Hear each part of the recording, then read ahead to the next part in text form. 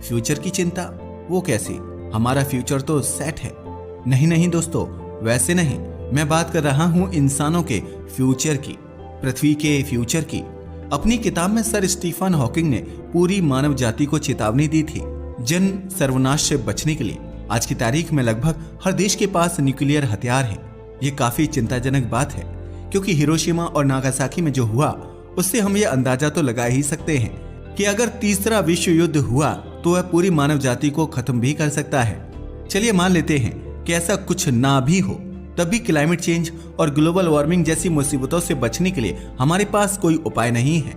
हर साल average temperature और समुद्री लेवल दोनों ही तेजी से बढ़ते जा रहे हैं।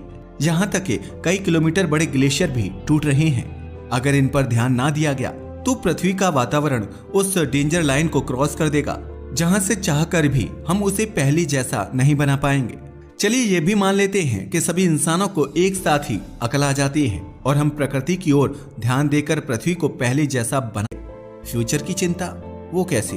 हमारा फ्यूचर तो सेट है। नहीं दोस्तों, वैसे नहीं। मैं बात कर रहा हूँ इंसानों के फ्यूचर की, पृथ्वी के फ्यूचर की।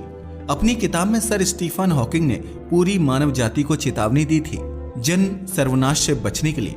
आज की तारीख में लगभग हर देश के पास न्यूक्लियर हथियार है।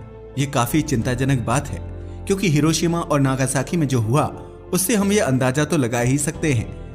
लगभग 400 करोड़ साल पहले मार्स पर भी पानी बिल्कुल उसी रूप में था जैसा कि वह आज पृथ्वी पर है।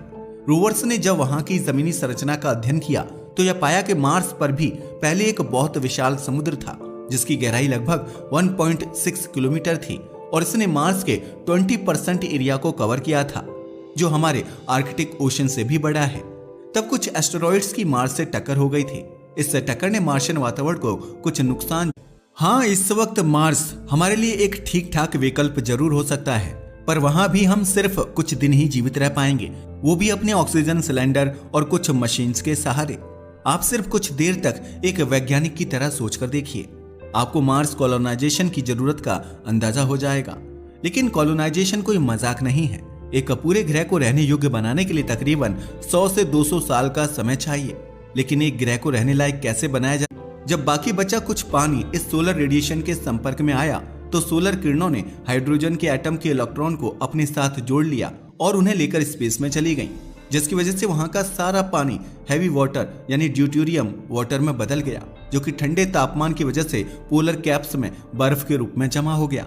नासा ने इंफ्रारेड इमेजिंग मैप से यह पता लगाया है कि मार्स की सतह के नीचे भी पानी मौजूद है। यहाँ कम तापमान भी एक बड़ा कारण है।